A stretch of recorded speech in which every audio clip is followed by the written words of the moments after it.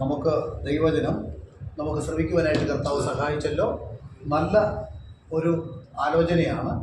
ക്രൂശിൻ്റെ വചനം നശിച്ചു പോകുന്നവർക്കാണ് ഭോഷത്വം എന്ന് പറഞ്ഞാൽ ദൈവവചനത്തെ ഭോഷത്വമായി കണക്കാക്കുന്നവർ എങ്ങനെയുള്ളവരാ? നശിച്ചു പോകുന്നവരാ. ചിലരെ ദൈവം നാശത്തിന് വേണ്ടി സൃഷ്ടിച്ചിട്ടുണ്ട്. ദൈവത്തിൻ്റെ നീതിയാണോ അത്? എന്നാൽ ബൈബിൾ പറയുന്നു ചിലരെ നാശത്തിന് വേണ്ടി സൃഷ്ടിച്ചിട്ടുണ്ട്. അവർക്കൊരിക്കലും അവരെ സംബന്ധിച്ച് വേറൊരു വചനം പറയുന്നത് അവരെ പ്രാകൃത മനുഷ്യരെന്നാണ് പറയുന്നത്. പ്രാകൃത മനുഷ്യർ ദൈവത്തിൻ്റെ ആലോചനയെ അംഗീകരിക്കുകയില്ല. അവർക്കത് ഭോഷത്വമാണ്. കാരണം അതിനു വേണ്ടി സൃഷ്ടിച്ചിരിക്കുക. അപ്പോൾ ക്രൂശിന്റെ വചനം നശിച്ചു പോകുന്നവർക്ക് ഭോഷത്വവും രക്ഷിക്കപ്പെടുന്ന നമുക്ക് ദൈവശക്തിയാകുന്നു. അപ്പൊ നമുക്ക് ആ ദൈവശക്തി ഓരോ നിമിഷങ്ങൾ നമ്മുടെ ജീവിതത്തിൽ ഉണ്ടാകേണ്ടത് ആവശ്യമാണ്. യേശു ക്രിസ്തുവിനെ കുറിച്ചുള്ള വ്യക്തമായിട്ടുള്ള ഒരു അറിവുണ്ടാകണം. വേദപണ്ഡിതന്മാരെന്ന് പറഞ്ഞ് പഠിപ്പിക്കുന്ന ചിലരുടെ പഠനങ്ങളല്ല നമുക്ക് ആവശ്യം. വിശുദ്ധ ബൈബിൾ എന്ന് പറയുന്നുവോ അതിനനുസരിച്ച് തന്നെയാണ് പോകുന്നത്. ഹല്ലേലൂയ. ഈ അവസരം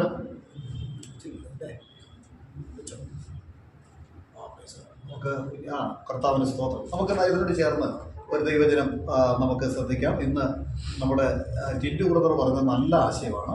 അതിനോട് ചേർന്ന് ഒരു ദൈവജനം നമുക്ക് ചിന്തിക്കാം. ഇവിടെ നമ്മൾ വായിച്ച വാക്യം ഏതാ? ക്രൂശിന്റെ വചനം നശിച്ചു പോകുന്നവർക്ക് ഭോഷത്വം ദൈവശക്തിയാകുന്നു. അതിനോട് ചേർന്ന് ഞാൻ ചില കാര്യങ്ങൾ സംസാരിക്കാൻ താല്പര്യപ്പെടുന്നു. റോമാലേഖനം 1:16 വായിച്ചേ.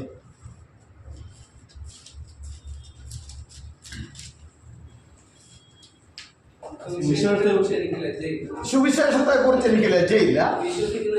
വിശ്വസിക്കുന്ന ഏവനും ആദ്യം യഹൂദനും പിന്നെ യവനനും അത് രക്ഷയ്ക്കായി ദൈവശക്തിയാണ്. ക്രൂശിന്റെ വചനം നശിച്ചു പോകുന്നവർക്ക് ഭോഷത്വവും രക്ഷിക്കപ്പെടുന്നവർക്ക് ദൈവശക്തിയുമാകുന്നു. സുവിശേഷത്തെ കുറിച്ച് എനിക്ക് ലജ്ജയില്ല. വിശ്വസിക്കുന്ന യവനും ആദ്യം യഹൂദനും പിന്നെ യവനനും നമുക്ക് അത് രക്ഷയ്ക്കായി ദൈവശക്തിയാകുന്നു. ഇതിൽ ആരാ പരാജയപ്പെട്ടത്?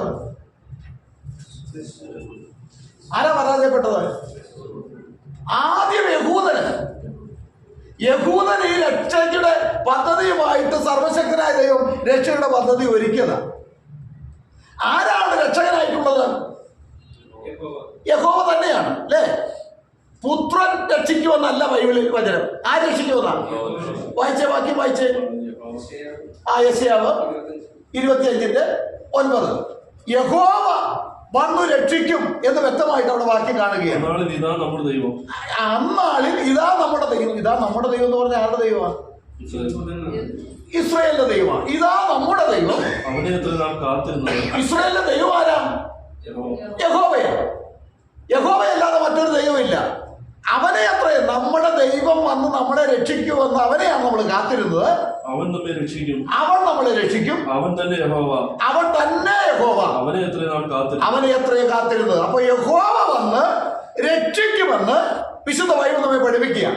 അപ്പൊ രക്ഷകനായിട്ട് വരുന്ന പുത്രൻ എന്നല്ല പ്രവാചകൻ പറയുന്നത്. ആരാ വരുന്നത്? യഹോവ തന്നെ, സൃഷ്ടിതാവായ ദൈവം തന്നെ വന്ന് രക്ഷിക്കുമെന്ന്. ഹല്ലേലൂയ. ഈ രക്ഷയുടെ സന്ദേശമാണ് നാം അറിയിച്ചുകൊണ്ടിരിക്കുന്നത്. അപ്പോൾ അതിന്റെ ഇപ്പൊ വായിച്ച എത്രയാ? 9. അതിന്റെ മുകളിലോട്ടൊന്ന് വായിച്ചേ. അതിനകത്ത് വായിച്ചേ. അവന്റെ രക്ഷയിൽ നമുക്ക് ആനന്ദിച്ച് സന്തോഷിക്കാം.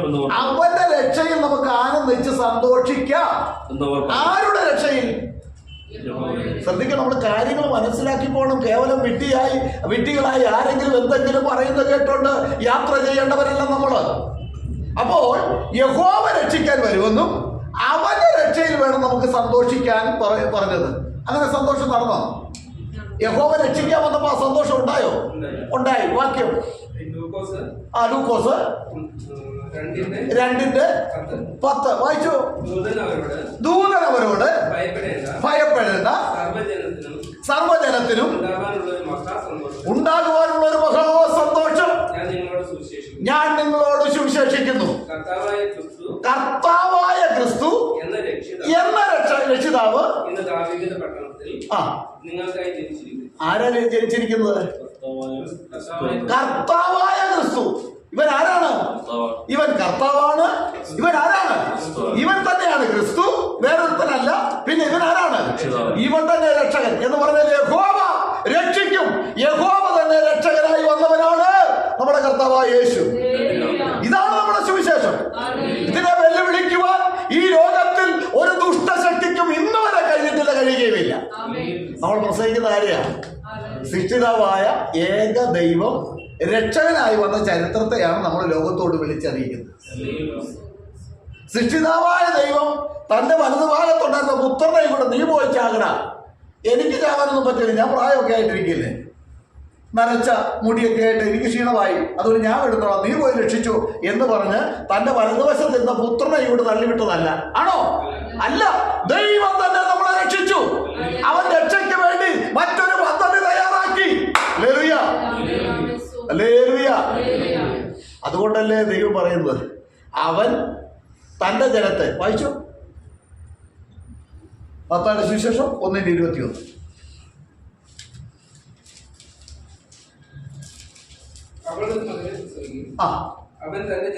അവൻ തന്റെ ജനത്തെ അവരുടെ പാപങ്ങളിൽ നിന്ന് രക്ഷിപ്പാൻ ഇരിക്കൊണ്ട് നീ അവന് യേശു എന്ന് പേരിടണം.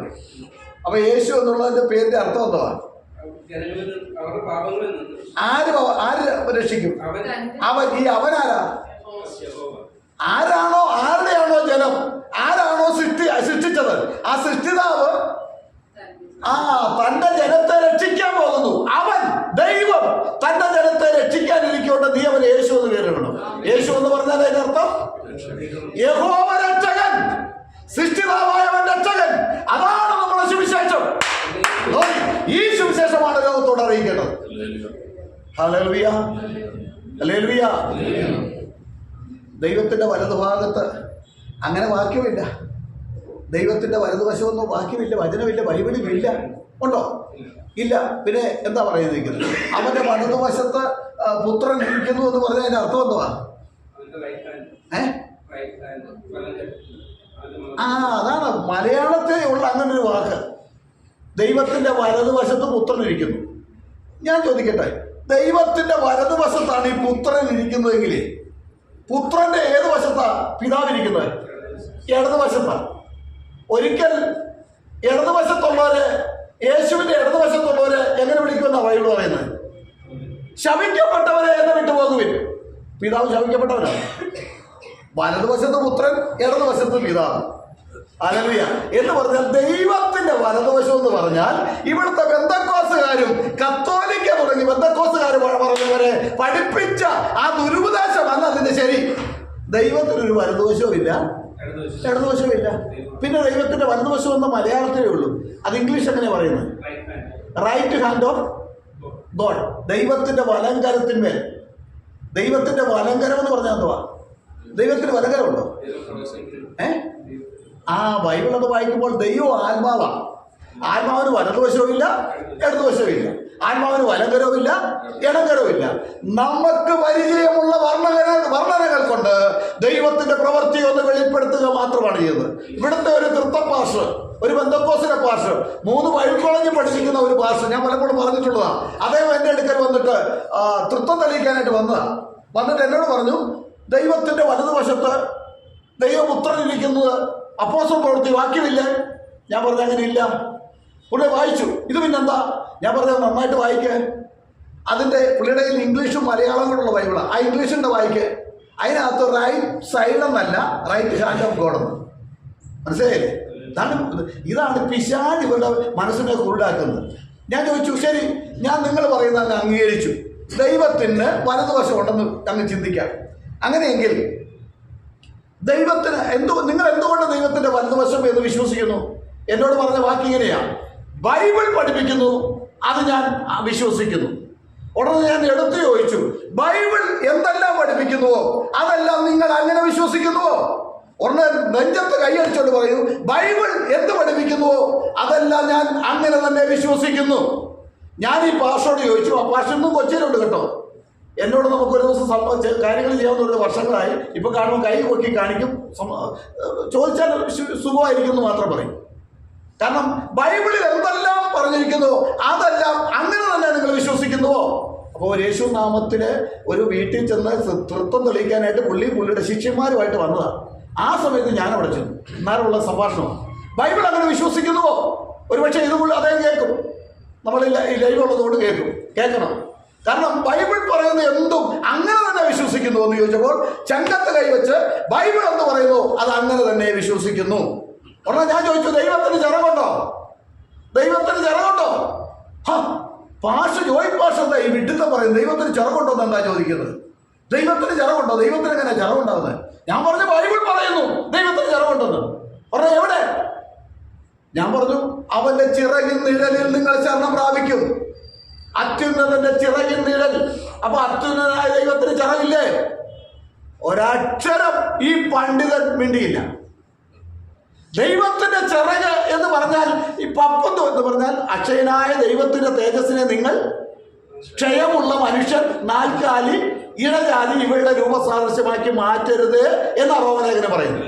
അക്ഷയനായ ദൈവത്തിന് ചിറകുണ്ടെന്ന് പറഞ്ഞാൽ പാത്തത്താറാവിനെ പോലെ നടക്കുന്ന ഒരു താറാവല്ല. അത്യുന്നതനായ ദൈവത്തിന് ചിറകുണ്ടെന്ന് പറഞ്ഞാൽ നമ്മുടെ വീട്ടിൽ വളർത്തുന്ന കോഴിയെ പോലെയല്ല. പിന്നെ എന്തിനു വേണ്ടി ഈ ചിറകെന്ന് പറയുന്നു? ദൈവത്തിന്റെ സംരക്ഷണം. ഒരു കോഴി തന്റെ കുഞ്ഞുങ്ങളെ ചിറകിൻ കീഴിൽ സൂക്ഷിക്കുന്ന പോലെ എനിക്ക് നിങ്ങളെ സൂക്ഷിക്കാൻ കഴിയുമെന്ന് നാം മനസ്സിലാക്കേണ്ടതിന് നമ്മുടെ പരിചയമുള്ള വർണ്ണനകൾ കൊണ്ട് ദൈവത്തിന്റെ ഒരു പ്രവൃത്തിയെ വെളിപ്പെടുത്തുകയാണ്. ഹല്ലേലൂയ. ദൈവത്തിന്റെ പ്രവൃത്തിയല്ല ഓരോ ആളത്തം കൊടുത്തങ്ങ് ആകുക. ദൈവത്തിന്റെ പുത്രൻ എന്ന് പറഞ്ഞാൽ എന്താ അർത്ഥം? അതിന്റെ ആത്മീയ അർത്ഥം എന്താ? ഞാൻ ചോദിക്കട്ടെ, ദൈവത്തിന്റെ കുഞ്ഞാണെന്ന് പറഞ്ഞാൽ ആത്മീയ അർത്ഥം എന്തുവാ? ദൈവത്തിന്റെ കുഞ്ഞാണെന്ന് പറഞ്ഞാൽ ഇന്ന് നമ്മൾ കത്തോലിക്കൻ കണ്ടുപിടിച്ച ഫോട്ടോ വെച്ചിരിക്കുന്നത് എന്താ? ഒരു കുഞ്ഞാടിനെ കൈപിടിച്ചോണ്ടിരിക്കുന്നത് അല്ലേ? ദൈവത്തിന്റെ കുഞ്ഞാടെന്ന് പറഞ്ഞാൽ 4 കാലും 1 വാലുമുള്ള എന്നലയ്ക്കുന്ന ഒരു കുഞ്ഞാടാണോ? അല്ല. കുഞ്ഞാടെന്ന് പറഞ്ഞാൽ എന്താ അർത്ഥം? പഴയ നിയമകാലത്ത് മനുഷ്യവർഗത്തിന്റെ പാപത്തിന് പരിഹാരം വരുത്തുവാൻ വേണ്ടി കുഞ്ഞാടുകളെ ഉപയോഗിച്ചതുപോലെ ഒരു യാഗ വസ്തുവാണ് ദൈവത്തിന്റെ കുഞ്ഞാടെന്ന് പറഞ്ഞാൽ. ഈ ദൈവത്തിന്റെ കുഞ്ഞാട് എവിടെ ഇരിക്കുന്നത്? എവിടെ ഇരിക്കുന്നത്? സിംഹാസനത്തിന്റെ വാക്യമുണ്ടോ? വായിക്കേ. കുഞ്ഞാട് സിംഹാസനത്തിന് നടുവിലായിരിക്കുന്നു. വാക്യമുണ്ട്, വായിക്കേ. സിംഹാസനം നടുവിലുണ്ടോ? സിംഹാസനത്തിന്റെ നടുവിലുള്ള ദൈവത്തിന്റെ കുഞ്ഞാടെന്നുണ്ട് വാക്യം വെളിപ്പാട് പുസ്തകത്തിൽ. ഹല്ലേലൂയ.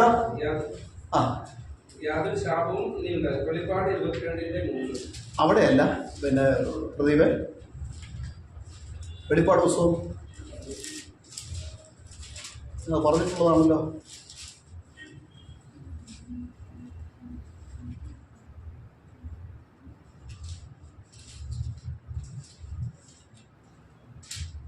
ഏഴിന്റെ 14 വായിച്ചു നോക്കിയേ. ഇവിടെയാണോ? അതല്ലേ? സിംഹാസനത്തിന്റെ നടുവിലുള്ള ദൈവത്തിന്റെ കുഞ്ഞാട് അവനെ മേയ്ക്കും എന്ന വാക്യം വെളിപ്പാട് പുസ്തകത്തിലുണ്ട്.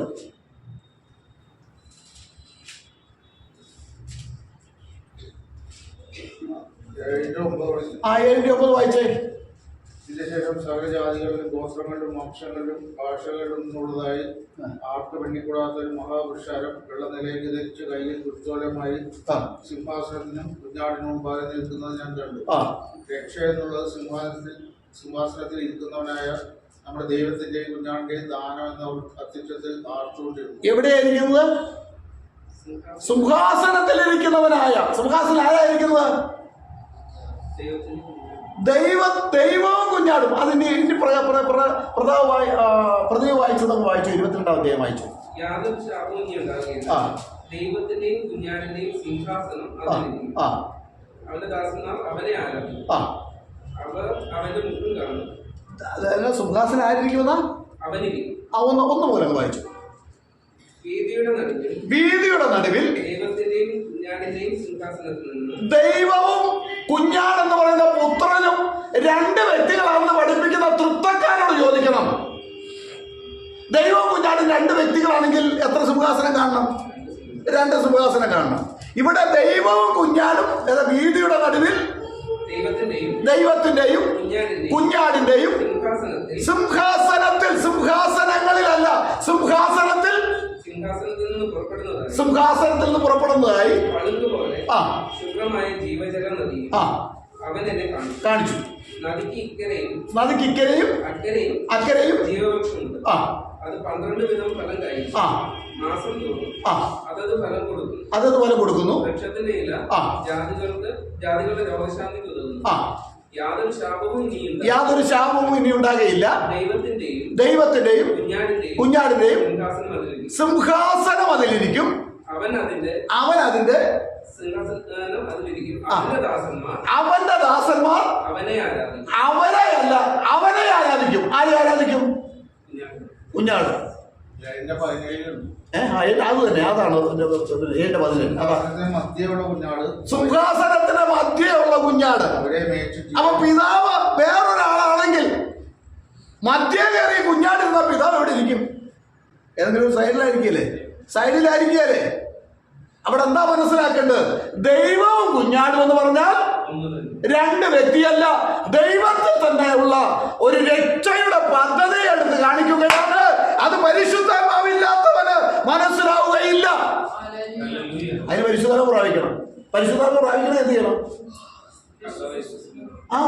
പത്രോസിന്റെ പ്രസംഗം, നിങ്ങൾ മാനസാന്തരപ്പെട്ട് നിങ്ങളുടെ പാപങ്ങളുടെ മോചനത്തിനായി ഓരോരുത്തരും യേശു ക്രിസ്തുവിന്റെ നാമത്തിൽ സ്നാനമേൽപ്പിൻ, എന്നാൽ പരിശുദ്ധാത്മാവ് എന്ന ദാനം ലഭിക്കും. കുഞ്ഞാട് ആരാധനയ്ക്ക് യോഗ്യനാണോ? അത് കുഞ്ഞാട് മാത്രമല്ല, ദൈവവും കുഞ്ഞാടുമായവനാണ്. അത് തെളിയിക്കാൻ ഒത്തിരി വാക്യങ്ങളുണ്ട് കേട്ടോ, ഒത്തിരി വാക്യങ്ങളുണ്ട്. പാട്ടൊന്ന് പഠിക്കുക. ദൈവ കുഞ്ഞാടവൻ യോഗ്യൻ എന്നുള്ള പാട്ടൊന്ന് അറിയാമോ? ദൈവ കുഞ്ഞാടവൻ യോഗ്യൻ, മോക്ഷത്തിൽ കേൾക്കുന്ന ശബ്ദമത്. ദൈവ കുഞ്ഞാടവൻ യോഗ്യനെന്ന് മോക്ഷത്തിൽ കേൾക്കുന്ന ശബ്ദമത്. സ്തുതിച്ചിടം വെള്ളത്തിൽ ഇരച്ചിൽ പോൽ ശബ്ദത്തെ പരിശുദ്ധയ സഭയിൽ. സ്തുതിച്ചിടം വെള്ളത്തിൽ ഇരച്ചിൽ പോൽ പരിശുദ്ധ ദയ ലഭിച്ചോ അതിനു യോഗ്യൻ ക്രിസ്തുവത്രേ. മാധുര്യ രാഗമീതങ്ങളാലെ അവനെ പുകഴ്ത്തിടാം. മാധുര്യ രാഗമീതങ്ങളാലെ അവനെ പുകഴ്ത്തിടാം. അപ്പൊ ദൈവവും കുഞ്ഞാടും രണ്ട് വ്യക്തികളല്ല, രണ്ട് വ്യക്തികൾ എന്നുള്ള പഠനം ബാബിലോണിൽ നിന്ന് ഒരു ദുഷ്ടൻ, ഒരു കൊലപാതകനായിരിക്കുന്ന കുസ്തന്തീനോസ് കത്തോലിക്ക സഭയ്ക്ക് കൊടുത്തിട്ട് കത്തോലിക്ക സഭയിൽ നിന്ന് പെന്തക്കോസ്തുകാരുടെ പോക്കറ്റിൽ ഇട്ടുകൊണ്ട് നടക്കുന്ന ഒരു ദുരുപദേശമാണ്. ഹല്ലേലൂയ.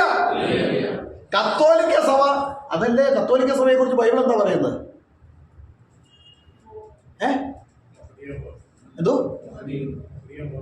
മ്ലേച്ഛതകളുടെയും വേശ്യമാരുടെയും മാതാവെന്നാണ് പറഞ്ഞിരിക്കുന്നത് അല്ലേ? വെളിപ്പാട് ദിവസം 17. കത്തോലിക്ക സഭ എന്ന് പറഞ്ഞാൽ മ്ലേച്ഛതകളുടെ മാതാവെന്നാണ്. ഇവളും മ്ലേച്ഛത മാത്രമേ കൊണ്ടുവന്നിട്ടുള്ളൂ, സത്യദൈവത്തെ വെളിപ്പെടുത്തിയിട്ടില്ല. ഇന്നും മാതാവിന്റെ പുറകെ നടക്കുക. നന്മ നിറഞ്ഞ പറയുന്നത് നിനക്ക് ഗുസ്തി, കർത്താവ് നിന്നോടുകൂടെ, സ്ത്രീകളിൽ നീ അനുകരിക്കപ്പെട്ടവളാകുന്നു. എവിടെ ചെന്നാലും അന്ത്യോസ് പുണ്യാളന്റെ വിഗ്രഹത്തിന്റെ അവിടെ ചെന്നാലും എന്താ പറയുന്നത്? നന്മ. അവിടെ ചെന്ന് പുള്ളിയാളന്റെ വിഗ്രഹം വെച്ചിരിക്കുന്നത്, പക്ഷെ അവിടെ ചെന്ന് പ്രാർത്ഥിക്കാനുള്ളത് എന്തുവാ? നന്മ നിറഞ്ഞ പറയുന്നത് നിനക്ക് സ്വസ്തി, കർത്താവിനോട് കൂടെ. എവിടെ സ്ത്രീകളിൽ നീ അനുകരിക്കപ്പെട്ടവളാകും. ഈ പുള്ളിയെ സ്ത്രീയാക്കി തീർക്കുക അല്ലേ? അപ്പോ യഥാർത്ഥത്തിൽ മാതാവാണ് കത്തോലിക്ക സഭ. ഈ മാതാവിന്റെ ഉപദേശം പിടിച്ചിരിക്കുന്നവർ മുഴുവൻ മാതാവിന്റെ പുത്രിമാരായി ഇന്നല്ലെങ്കിൽ നാളെ അവളുടെ കക്ഷത്തിൽ കൊണ്ടുപോയി തല വെച്ച് കൊടുക്കേണ്ടി വരും. അതുകൊണ്ട് നിങ്ങൾ അവളുമായി കൂട്ടുകൂടരുത്. അവളുടെ പാപങ്ങളിൽ നിങ്ങൾ ഓഹരിക്കാരാകരുത്. നിങ്ങൾ അവളെ വിട്ട് ഓടിപ്പോകണം എന്ന് ദൈവസഭയോട് സ്വർഗം കൽപ്പിച്ചിട്ടുണ്ട്. ഹല്ലേലൂയ. ഇതിനൊക്കെ മനസ്സിലാക്കണ ഈ പരിശുദ്ധാത്മാവ് നമുക്കുണ്ടാകും. അപ്പോ ദൈവവും കുഞ്ഞാടും രണ്ട് വ്യക്തികൾ അല്ല എന്ന് ഒരു കാര്യം നമ്മൾ വായിച്ചത് എന്താ? ദൈവത്തിനും കുഞ്ഞാടിനും ഒരു സിംഹാസനമുണ്ട്. ദൈവവും കുഞ്ഞാടും എന്ന് പറഞ്ഞാൽ ഒന്ന് ദൈവം ആ സർവ്വ സൃഷ്ടിതാവ് തന്നെയാണ്, കുഞ്ഞാടെന്ന് പറഞ്ഞാൽ ആ സൃഷ്ടിതാവ് തന്നെയാണ് രക്ഷകൻ എന്ന് കാണിക്കാൻ വേണ്ടിയുള്ള ഒരു പ്രയോഗം മാത്രം. ഇനിയും തെളിയിക്കാം, ഒത്തിരി ഉണ്ട് കേട്ടോ, 100 കണക്കിന് നമുക്ക് തെളിവ് കൊടുക്കാം. ഇവിടെ തൃത്തക്കാരുടെ മോഹം അവർക്ക് മനസ്സിലാകുകയില്ല, എത്ര പറഞ്ഞാലും അവർക്ക് മനസ്സിലാകുകയില്ല. കാരണം പരിശുദ്ധാത്മാവിന്റെ അഭിഷേകത്തിന്റെ ശക്തിയെന്ന് പ്രാപിച്ച് അത് അനുഭവിച്ചറിഞ്ഞവന് മാത്രമേ അത് മനസ്സിലാകുകയുള്ളൂ. വായിച്ച വെളിപ്പാട് പുസ്തകം 4-ാം അധ്യായം. ഞാനൊരു വിഷയം സംസാരിക്കാൻ വന്നെങ്കിലും നമ്മുടെ ടിൻഡു പറഞ്ഞ നല്ല ഒരു ആശയമായിരുന്നു, അതിനോട് ചേർന്ന് സംസാരിക്കാൻ വന്നപ്പോൾ ഇങ്ങനെ ആയി പോയതാണ്. അത് നല്ല കാര്യമാണ്. വെളിപ്പാട് 4-ാം അധ്യായം 1 മുതൽ വായിച്ചേ. അനന്തരം സ്വർഗത്തിൽ ഒരു വാതിൽ സ്വർഗത്തിൽ എത്ര വാതിലുണ്ട്? ഒരു വാതിൽ തുറന്നിരിക്കുന്നത് ഞാൻ കണ്ടു.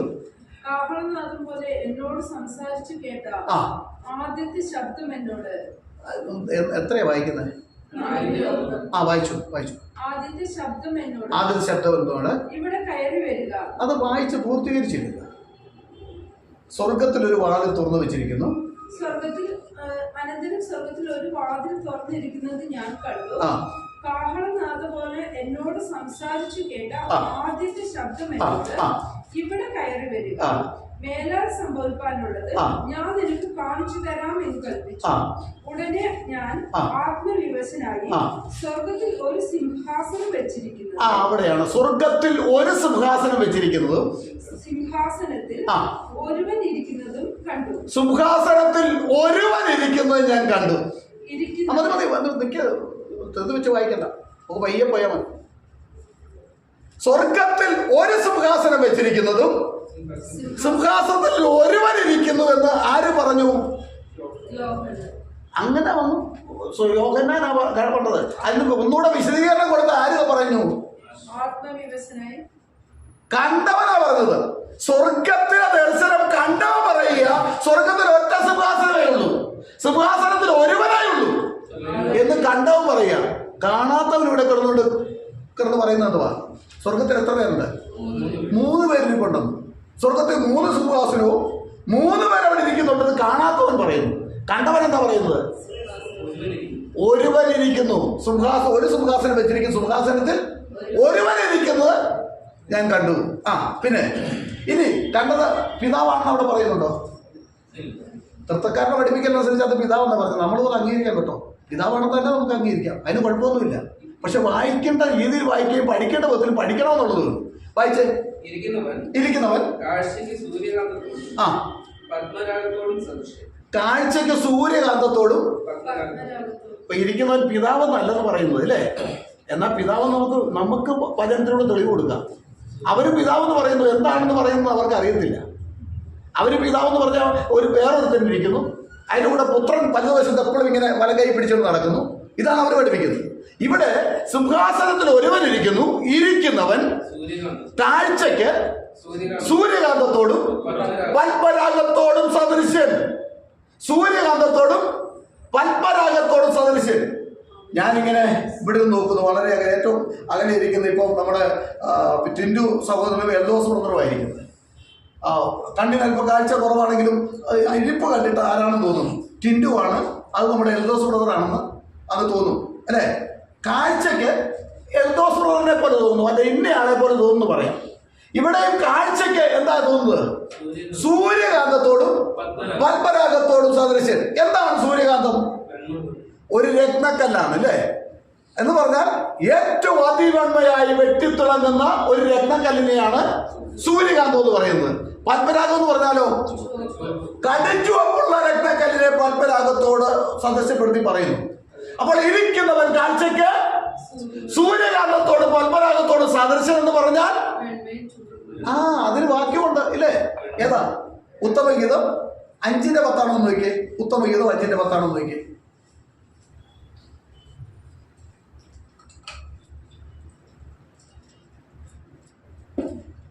ഹല്ലേലൂയ. എന്റെ പ്രിയൻ വെണ്മയും ചുവപ്പുമുള്ളവൻ 10,000 പേരിൽ അതിശ്രേഷ്ഠൻ തന്നെ. ഇതാരെ കുറിച്ച് പറയുന്നതാ? യേശുവിനെ കുറിച്ച് പറയുന്നത് അല്ലേ?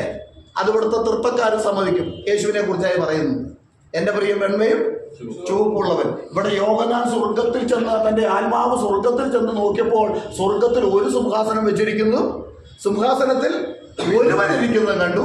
ഇരിക്കുന്നവൻ കാഴ്ചയ്ക്ക് സൂര്യകാന്തത്തോടും എന്ന് പറഞ്ഞാൽ അതിവെണ്മയായ രത്നക്കല്ല്, പത്മരാഗത്തോടും എന്ന് പറഞ്ഞാൽ കടും ചുവപ്പുള്ള രത്നക്കല്ല്. ഇരിക്കുന്നവൻ കാഴ്ചയ്ക്ക് സൂര്യകാന്തത്തോടും പത്മരാഗത്തോടും സദൃശ്യൻ എന്ന് പറഞ്ഞാൽ ഇരിക്കുന്നവൻ വെണ്മയും ചുവപ്പുള്ളവൻ. ഹല്ലേലൂയ. എന്റെ പ്രിയൻ അതിശ്രേഷ്ഠൻ. ഹല്ലേലൂയ. 10,000 അതിശ്രേഷ്ഠൻ. അവൻ വെണ്മയും ചുവപ്പുള്ളവൻ. വെണ്മയും ചുവപ്പുള്ളവൻ എന്ന് പറഞ്ഞാൽ അതിന്റെ അർത്ഥം എന്താ? വെണ്മ വിശുദ്ധിയെ സൂചിപ്പിക്കുന്നു, പരിശുദ്ധിയെ സൂചിപ്പിക്കുന്നു. ആരാ പരിശുദ്ധൻ? എവിടെ വാക്യം? അത് തന്നെ യെശയ്യാവ് 6-ാം അധ്യായത്തിൽ സൈന്യങ്ങളെ യഹോവേ നീ പരിശുദ്ധരാകുന്നു. എത്ര പരിശുദ്ധന്മാരുണ്ട്? ഒരൊറ്റ എന്താ ഹോളി വണ്ണെന്നാ പറയുന്നത്. ഏക പരിശുദ്ധൻ. 3 പരിശുദ്ധന്മാരില്ല. അത് സാത്താന്റെ പോക്കറ്റിൽ കിടക്കുന്ന ചരക്കാം. അങ്ങനെ സാത്താന്റെ ചരക്കൊന്നും ദൈവവൈദ്യനെ നീ കൊണ്ട് നടക്കണ്ട. അത് ചിലർക്ക് വെച്ചിട്ടുണ്ട്, അവർ കൊണ്ടുപോയിക്കോട്ടെ, അവര് ചുംബിക്കോട്ടെ, അവർ തലയിൽ വെച്ചോട്ടെ. നമുക്ക് ഏക ദൈവത്തെ ആരാധിച്ചാൽ മതി, അവന്റെ മഹത്വം മാത്രം പ്രാപിച്ചാൽ മതി. ഹല്ലേലൂയ. എന്താ? അവൻ വിശുദ്ധനാണെന്നാണ് വെണ്മ കാണിക്കുന്നത്. ചുവപ്പത്തിനെ കാണിക്കുന്നു, രക്തത്തെ കാണിക്കുന്നു, വീണ്ടെടുപ്പിനെ കാണിക്കുന്നു. വീണ്ടെടുപ്പിന് എന്താ ആവശ്യം? എന്താ വൈകുന്നതാ? രക്തം ചൊരിഞ്ഞിട്ടല്ലാതെ പാപമോചനമില്ല. പാപമോചനത്തിന് രക്തം ആവശ്യമാണ്, രക്തം ആവശ്യമാണ്. പക്ഷെ ഇവിടെ ഒരൊറ്റ മനുഷ്യന്റെ രക്തം കൊള്ളുകയില്ല. കാരണം എന്താ? പാപനിമിത്തം എല്ലാവരും പാപികളായി തീർന്നു. സകല മനുഷ്യരും വഴിതെറ്റിപ്പോയി. സകല മനുഷ്യരും ആദാമിന്റെ പാപത്തിൽ നിന്ന് മനുഷ്യവർഗം എല്ലാം പാപിയായി തീർന്നു. അവന്റെ രക്തവും പാപമായി തീർന്നു. പാപിയുടെ പാപത്തിന് പരിഹാരത്തിന് പാപമില്ലാത്ത രക്തം പോരാ, പാപമില്ലാത്ത രക്തമാണ് ആവശ്യം. പാപമുള്ള മനുഷ്യന്റെ രക്തം ആവശ്യം ഇല്ല. അതുകൊണ്ട് ദൈവം എന്ത് ചെയ്തു? ഇവിടെ രക്തം ചൊരിയണമെന്നുള്ള ദൈവം പ്രമാണമുണ്ട്. അതിന് ദൈവം പിതാവ് എന്ത് ചെയ്തു? പറ, നമ്മളിത് പഠിച്ചു പോകണം. പിതാവ് എന്ത് ചെയ്തു? വായിക്ക്. എബ്രായർ 2:14 വായിച്ചു. ഹല്ലേലൂയ. മക്കൾ ജഡരക്തങ്ങളോട് കൂടിയവരാകൊണ്ട്. ആരാ ജഡരക്തങ്ങളോട് കൂടിയവര്? മക്കൾ. മക്കളെന്ന് ഉദ്ദേശിക്കുന്നത് ആരെയാ? മനുഷ്യരെ. മക്കൾ ജഡരക്തങ്ങളോട് കൂടിയവരാകൊണ്ട് അവനും എന്നുള്ള പ്രയോഗത്തിൽ ആരായി? അവൻ. ഇത് മക്കളാണല്ലോ, മനുഷ്യരെല്ലാം മക്കളാണ്. അതുകൊണ്ട് മക്കൾ ജഡത്തോടും രക്തത്തോടും കൂടിയവരാകൊണ്ട് അവനും എന്ന് പറഞ്ഞാൽ അതിനൊറ്റ വാക്കുള്ള പിതാവും അവരെ പോലെ ജഡരക്തങ്ങളോട് കൂടിയവരായി മരണത്തിന്റെ അധികാരിയായ പിശാചിനെ തന്റെ മരണത്താൽ നീക്കി ജീവപര്യന്തം മരണഭീതിയാൽ അടിമകളായിരുന്നവരെയൊക്കെയും വിടുവിച്ചു. മതി. മക്കൾ ജഡരക്തങ്ങളോട് കൂടിയവരാകൊണ്ട് അവനും അവരെ പോലെ ജഡത്തോടും രക്തത്തോടും കൂടിയവനായി വന്നു.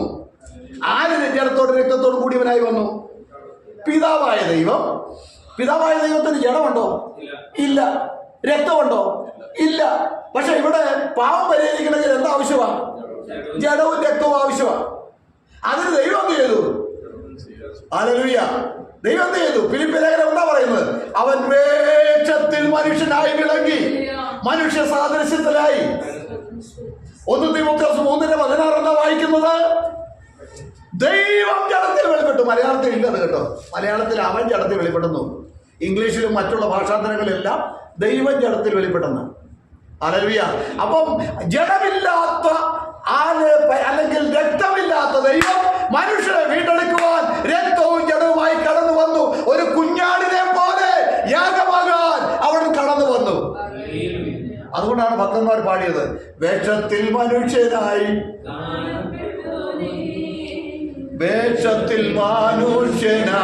കാണപ്പെട്ടോനെ തൃപ്പാദം രണ്ടും ചുംബിച്ചിപ്പോൾ വാഴ്ത്തിടുന്നു ഞാൻ.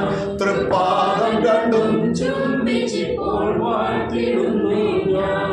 ഓ വാഴ്ത്തിടുന്നു വാഴ്ത്തിടുന്നു വാഴ്ത്തിടുന്നു ഞാൻ. വാഴ്ത്തിടുന്നു വാഴ്ത്തിടുന്നു വാഴ്ത്തിടുന്നു ഞാൻ. എന്റെ രക്ഷകനെ വാഴ്ത്തിടുന്നു ഞാൻ, എൻ രക്ഷകനെ നന്ദിയോടെ വാഴ്ത്തിടുന്നു ഞാൻ. ഈ അവസരം യാക്കോബ സഭയിൽ ഒരു പാട്ടുണ്ട്. ഒരിക്കൽ ഞാൻ മദ്രാസിൽ നിന്ന് ട്രെയിനിന് വരികയാണ്. ട്രെയിൻ വന്നപ്പോൾ എൻ്റെ അടുത്ത് ഉണ്ടായിരുന്ന ഒരു യാക്കോബ സഭയിലെ ഒരു അച്ഛനായിരുന്നു. ചില വർഷങ്ങൾക്ക് മുമ്പാണ്. എന്നോട് ചോദിച്ചു, ഞാൻ അച്ഛനോട് ചോദിച്ചു, അച്ഛൻ എവിടെയാണ് പറഞ്ഞാൽ? അച്ഛൻ ഈ ഏറിയ കണ്ടാ പറഞ്ഞു, നമ്മുടെ പിറവം ഭാഗത്തും കണ്ടാ പറഞ്ഞു. ഞാൻ ചോദിച്ചു, എവിടെ പോയി? അല്ല, മീറ്റിംഗ് ഉണ്ടായിരുന്നു. ഒരു കൺവെൻഷൻ ഉണ്ടായിരുന്നു, കൺവെൻഷൻ പ്രസംഗിക്കാൻ പോയത്. ഞാൻ അതൊരു ചോദിച്ചു, ഏതാ ഒരു പാട്ടുണ്ട് യാക്കോക്കാർ പാടുന്നത്, സീനായി ഗിരി നിൻ സവിതേ വിറവുണ്ടു നാദാദേവേശ ഗിരിവാരിധി തരനാം നിന്നെ കന്യകയാം മറിയാമേന്തി വേഴ്ചപ്പെടാതവൾ ഗർഭിണിയായി വചനാതീതം പ്രസവിച്ചു തൽസ്മൃതിയെ വിസ്തൃതമാക്കണമേ. ഞാൻ പാടുന്ന പോലൊന്നുമല്ല കേട്ടോ, അവർ നല്ല ട്യൂണിൽ പാടും. ട്യൂണില്ലാത്തതുകൊണ്ടാണ് ഞാൻ ഇങ്ങനെ അങ്ങ് പാട്ട് എന്താ ഞാൻ പറയേ. സീനായി ഗിരി നിൻ സവിതേ വിറവുണ്ടു നാദാദേവേശ ഗിരിവാരിധി ധരനാം നിന്നെ കന്യകയാം മറിയാമേന്തി വേഴ്ചപ്പെടാതവൾ ഗർഭിണിയായി വചനാതീതം പ്രസവിച്ചു തൽസ്മൃതിയെ വിസ്തൃതമാക്കണമേ. ഈ പാട്ട് പാടി ചോദിച്ചു, അച്ഛാ ഇതിൻ്റെ അർത്ഥം എന്താണെന്ന് ചോദിച്ചു. അതിൻ്റെ അർത്ഥം എന്താണ്? നമ്മുടെ യേശു ക്രിസ്തു ലോകത്തിൽ വന്നു എന്നുള്ളത് അത് ആ കാര്യത്തെക്കുറിച്ചാണ് പറയുന്നത്. അല്ലാതെ തന്നെ പ്രത്യേക വിശദീകരണമൊന്നുമില്ല അച്ഛാന്ന് ചോദിച്ചു. എന്ന് പറഞ്ഞാൽ അത്രയേ ഉള്ളൂ, അതിനകത്ത് സാരം അത്രയേ ഉള്ളൂ. എനിക്കത് മനസ്സിലാക്കാൻ കഴിഞ്ഞാൽ എന്താണെന്ന് അറിയാമോ? ഇവരൊക്കെ ഇത്രയും പഠിച്ച് പറയുന്നുള്ളൂ. അവർ തന്നെ പാടുന്നതാണ്. സീനായി ഗിരി നിൻ സവിതേ വിറവുണ്ടു. സീനായി ഗിരി പർവ്വതം, സീനായി പർവ്വതം, ഗിരി എന്ന് പറഞ്ഞാൽ പർവ്വതം, സീനായി പർവ്വതം, സീനായി ഗിരി നിൻ സവിതേ വിറവുണ്ടു. നിന്റെ സന്നിധിയിൽ സീനായി പർവ്വതം വിറച്ചു. ആരുടെ മുമ്പിലാ സീനായി പർവ്വതം വിറച്ചതായിട്ട് ബൈബിളിൽ വാക്ക് പറയുന്നത്? യഹോവ സീനായി പർവ്വതത്തിൽ ഇറങ്ങുകയാൽ. നമുക്കറിയാം, അവിടെ വളരെ സ്ഥൂലമായതും തീ കത്തുന്നതും അവിടെ അതിനെക്കുറിച്ച് പറയുന്നുണ്ടല്ലേ, എബ്രായർ അങ്ങനെ പറയുന്നുണ്ടല്ലേ. ആ പർവ്വതം വിറച്ചതായിട്ട് നമുക്കറിയാം. വിറച്ചു, പർവ്വതം കുലുങ്ങി. ആരിറങ്ങിയപ്പോൾ? യഹോവയായ ദൈവം എന്ന് പറഞ്ഞ ഏക ദൈവം സീനായി പർവ്വതത്തിൽ ഇറങ്ങിയപ്പോൾ സീനായി പർവ്വതം വിറച്ചു. സീനായി ഗിരി നിൻ സവിതേ വിറവുണ്ടു നാദാ ദേവേശ. അല്ലയോ നാദാ, അല്ലയോ ദേവേശ, അല്ലയോ ദൈവമേ, നീ സീനായി പർവ്വതത്തിൽ ഇറങ്ങിയപ്പോൾ സീനായി പർവ്വതം വിറച്ചു. സീനായി ഗിരി നിൻ സവിതേ വിറവുണ്ടു നാദാ ദേവേശ ഗിരിവാരിധി ധരനാം നിന്നെ. ഗിരി പർവ്വതം, വാരിധി സമുദ്രം, പർവ്വതങ്ങളും സമുദ്രവും വഹിക്കുന്ന നിന്നെ, ഗിരിവാരിധി ധരനാം നിന്നെ കന്യകയാം മറിയാമേന്തി. അല്ലയോ പിതാവായ ദൈവമേ, ആത്മാവായ ദൈവമേ, അങ്ങാണ് ഈ കന്യക മറിയുടെ ഉദരത്തിൽ ജഡത്തിൽ വെളിപ്പെട്ടതായിട്ട് അർത്ഥം. സീനായി ഗിരി നിൻ സവിതേ വിറവുണ്ടു നാദാ ദേവേശ ഗിരിവാരിധി ധരനാം നിന്റെ കന്യകയാം മറിയാമേന്തി വേഴ്ചപ്പെടാതവൾ ഗർഭിണിയായി. അതിന്റെ അർത്ഥം അറിയാമല്ലോ, വേഴ്ചപ്പെടാതവൾ. അവൾ മാന്യമായിട്ട് തന്നെ ഗർഭം ധരിച്ചെന്നാണ്. വേഴ്ചപ്പെടാതവൾ ഗർഭിണിയായി. മറിയ തന്നെ പറഞ്ഞില്ലേ, നിന്നിൽ ഒരു കുഞ്ഞുണ്ടാകാൻ പോവുക, നീ ഗർഭിണിയാവെന്ന് പറഞ്ഞാൽ മറിയ ഞെട്ടിപ്പോയി. കാരണം എന്താ? എങ്ങനെ അങ്ങനെ സാധിക്കും? ഞാനൊരു പുരുഷനെ അറിഞ്ഞിട്ടില്ലല്ലോ. പറഞ്ഞ നീ വിഷമിക്കണ്ട, പരിശുദ്ധാത്മാവാണ് ആ പ്രവൃത്തി ചെയ്യുന്നത്. പരിശുദ്ധാത്മാവ് നിന്റെ മേൽ വരും എന്ന് പറഞ്ഞാൽ പരിശുദ്ധാത്മാവ് നിന്റെ വരും. ആരാ പരിശുദ്ധാത്മാവ്? പരിശുദ്ധന്റെ ആത്മാവ്. പരിശുദ്ധാത്മാവ് ആരാ? പരിശുദ്ധൻ. സൈന്യങ്ങളെ ഹോ പരിശുദ്ധൻ. അപ്പോൾ ദൈവത്തിന്റെ ആത്മാവിനെയാണ്, അല്ല ആത്മാവിനെ ഇവിടെ സൂചിപ്പിക്കുകയാണ്. അപ്പോൾ എന്താ പറഞ്ഞത്? അവൾ പറഞ്ഞ് കന്യകയാം മറിയാമേന്തി വേഴ്ചപ്പെടാതവൾ ഗർഭിണിയായി വചനാതീതം പ്രസവിച്ചു തൽസ്മൃതിയെ വിസ്തൃതമാക്കണമേ. ഈ സത്യത്തെ ലോകത്തോട് വിളിച്ചറിയിക്കണം. അതാണ് നമ്മുടെ സുവിശേഷം. സർവശക്തനായ ഏകദൈവം മനുഷ്യരെ രക്ഷിക്കുവാൻ വേഷത്തിൽ മനുഷ്യരായി വന്നു. ആ ദൈവം തന്നെയാണ് ഇവിടെ വെളിപ്പെട്ടത് എന്നുള്ള സത്യം ലോകത്തോട് വിളിച്ചറിയിക്കുന്നതാണ് സത്യസുവിശേഷം. പൂർണ്ണ സുവിശേഷം, പൂർണ്ണ സത്യസുവിശേഷം എന്ന് ബോർഡിൽ എഴുതി വെച്ചതുകൊണ്ട് പൂർണ്ണ സുവിശേഷം ആകുന്നില്ല. ഹല്ലേലൂയ. അപ്പോൾ വെളിപ്പാട് പുസ്തകം അവൻ സൂര്യകാന്തത്തോടും പത്മരാഗത്തോടും സദൃശം എന്ന് പറഞ്ഞാൽ അതിൻ്റെ അർത്ഥം അവൻ വെണ്മയും ചുവപ്പുമുള്ളവൻ. വെണ്മയും ചുവപ്പുമുള്ളവൻ എന്ന് പറഞ്ഞതിൻ്റെ അർത്ഥം അവൻ പരിശുദ്ധനായ യഹോവയും രക്ഷകനായ കുഞ്ഞാടുമാകുന്ന. അതല്ലേ അവൻ നോക്കിയപ്പോൾ സൂര്യകാന്തത്തോടും പത്മനാഭത്തോടും സദൃശനായ ഒരുവനെയാണ് കണ്ടത്. ഹല്ലേലൂയ. വെണ്മയും ചുവപ്പുള്ളവനാണ്.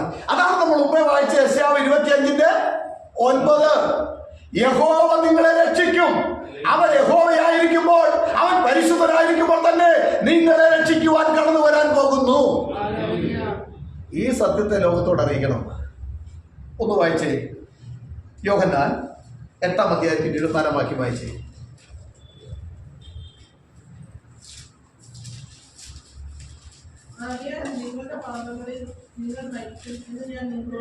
ആകയാൽ നിങ്ങളുടെ പാപങ്ങളിൽ നിങ്ങൾ മരിക്കുമെന്ന് ഞാൻ നിങ്ങളോട് പറഞ്ഞു.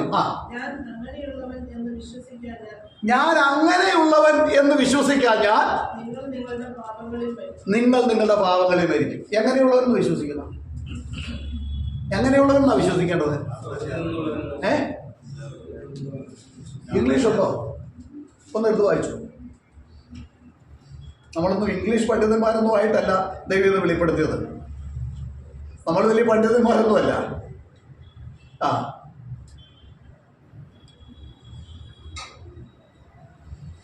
ഹല്ലേലൂയ.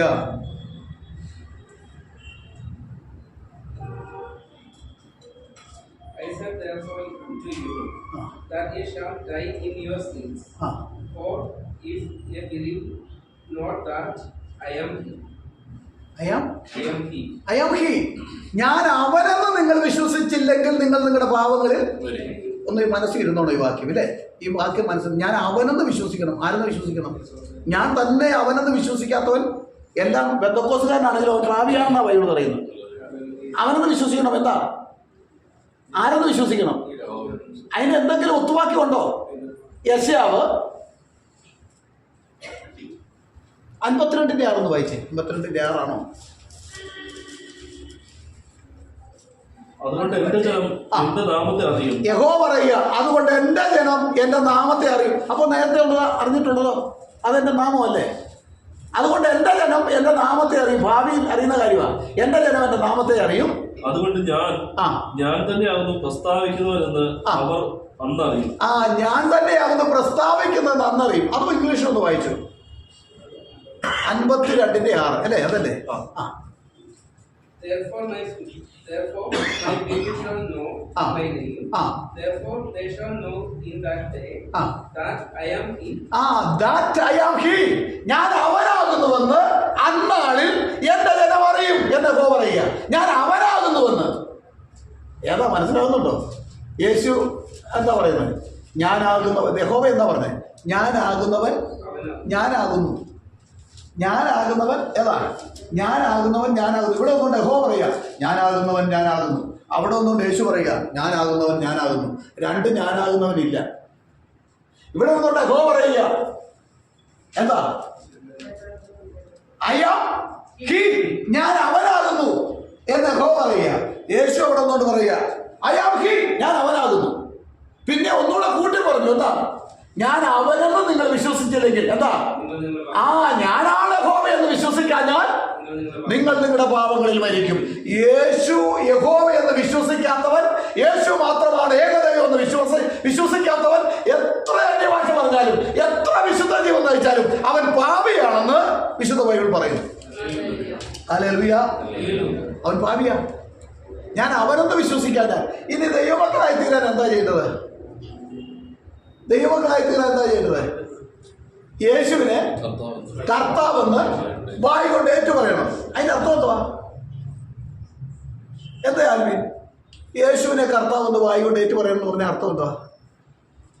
പറഞ്ഞു. യേശുവിനെ കർത്താവെന്ന് വായി കൊണ്ട് ഏറ്റു പറയും ഞാൻ രക്ഷിക്കപ്പെടും. എന്നാൽ അതിന്റെ അർത്ഥം എന്തുവാ? കർത്താവ് എന്ന് പറഞ്ഞാൽ ആരാ? നമുക്കറിയാം യഹോവ എന്റെ ഇടയനാകുന്നു എന്ന് മലയാളത്തിൽ കാണുമ്പോൾ നമ്മൾ the Lord is my shepherd, കർത്താവ് എന്റെ ഇടയനാകുന്നു അല്ലേ? ഈ കർത്താവ് ആരാ? യഹോവ. യേശുവിനെ യഹോവ എന്ന് വിശ്വസിക്കാഞ്ഞാൽ നിങ്ങൾ പാപങ്ങളിൽ മരിക്കുമെന്നാണ് പറയുന്നത്. ഹല്ലേലൂയ. ഈ വെളിപ്പാട് ആർക്കുണ്ടായി? പൗലോസിന് കിട്ടിയില്ലേ? അവൻ നെഞ്ചുമൊക്കെ വിരിച്ച് അവൻ അധികാരപത്രം, മത നേതാക്കന്മാർ അധികാരപത്രവുമായിട്ട് എവിടെ വരെ പോയി? ദമസ്കോസിന്റെ പടിവാതിക്കൽ വരെ എത്തി. പടിവാതിക്കൽ എത്തിയപ്പോൾ എന്താ സംഭവിച്ചത്? എന്ത് സംഭവിച്ചു? ഒരു വലിയ വെളിച്ചം, സൂര്യനെ വെല്ലുന്ന ഒരു വെളിച്ചം എന്നാ പറഞ്ഞല്ലേ. എടാ, സൂര്യനേക്കാൾ വെല്ലുന്ന ഒരു വെളിച്ചം ആരാ? സൂര്യനെ വെല്ലുന്ന ഒരു വെളിച്ചം അവിടെ സംഭവിച്ച. ഒരു വെളിച്ചം ഉദിച്ചു. അവൻ താഴെ വീണു അല്ലേ? അവൻ താഴെ വീണപ്പോൾ ഒരു ശബ്ദം അവിടെ കേട്ടു. എന്താ അങ്ങനെ കേട്ടു? എങ്കിലും അത് നമ്മൾ ഒരു വാക്ക് പോലും വിടരുത്. വാക്ക് വിട്ടു കഴിഞ്ഞാൽ അത് കുഴപ്പമാണ്. അത് വായിച്ചേ, അപ്പോസ്തല പ്രവൃത്തി 2 സ്ഥലങ്ങളിലുണ്ട് അത് വ്യക്തമായിട്ട്. 9-ാം അധ്യായത്തിലുണ്ട്. വായിച്ചോ ചോദിച്ചോരാ. ഹല്ലേലൂയ. അവൻ പ്രയാണം ചെയ്ത് ദമസ്കോസിൽ സമീപിച്ചപ്പോൾ അതിന്റെ 4 വായിച്ചു 9:3 പെട്ടെന്ന് ആകാശത്ത് നിന്ന് ഒരു വെളിച്ചം അവന്റെ ചുറ്റും നീങ്ങി. അവൻ നിലത്ത് വീണു. ശൗലേ ശൗലേ, നീ ഉപദ്രവിക്കുന്നത് എന്ത് എന്ന് തന്നോട് പറയുന്ന ഒരു ശബ്ദം കേട്ടു. ശൗലേ ശൗലേ, നീ എന്നെ ഉപദ്രവിക്കുന്നത് എന്ത് എന്ന് തന്നോട് പറയുന്ന ശബ്ദം കേട്ടു. ഇതേ ഭാഗം തന്നെ മറ്റൊരിടത്തുണ്ട്. സൂര്യനെ വെല്ലുന്നൊരു വെളിച്ചം വന്നത് ഇല്ലേ? സൂര്യനെ വെല്ലുന്നൊരു വെളിച്ചം അടിച്ചു, ചുറ്റി അടിച്ചു. വെളിച്ചം ചുറ്റി അടിച്ചത് ആ താഴെ വീണു. താഴെ വീണപ്പോൾ തനിക്കൊരു ശബ്ദം കേട്ടു. എന്താ ശബ്ദം? ശൗലേ ശൗലേ, നീ എന്നെ ഉപദ്രവിക്കുന്നതെന്ന്. ഒന്ന് ചിന്തിച്ചു നോക്കിയേ. ശൗലേ ശൗലേ, നീ എന്നെ ഉപദ്രവിക്കുന്നതെന്ന്. ഇത് സത്യത്തിൽ ഈ സംഭവം വന്നപ്പോൾ ശൗലിന് അപ്പോഴൊരു ബോധ്യം ഉണ്ടായി. എന്താണെന്നറിയാമോ? ഈ അടുത്തുകൂടാത്ത വെളിച്ചത്തിൽ വസിക്കുന്നവൻ ആരാ? ഇയാൾ വായിച്ചു.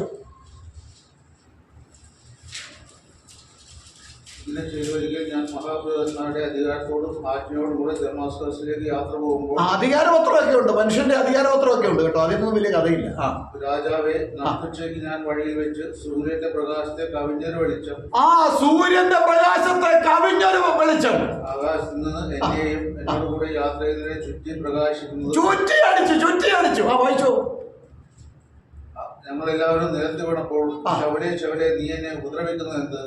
മുള്ളിന്റെ നേരെ ഉദയിക്കുന്നത് നിനക്ക് വിഷമമാകുന്നു എന്ന് എബ്രായ ഭാഷയിൽ എന്നോട് പറയുന്ന ശബ്ദം ഞാൻ കേട്ടു. നീ ആരാകുന്നു കർത്താവേ എന്ന് ഞാൻ ചോദിച്ചു. കർത്താവ്, നീ ഉപദ്രവിക്കുന്ന യേശു തന്നെ ഞാൻ. മതി. ശൗലിന്റെ ഒരു കാര്യം മനസ്സിലായി. എന്താ മനസ്സിലായത്?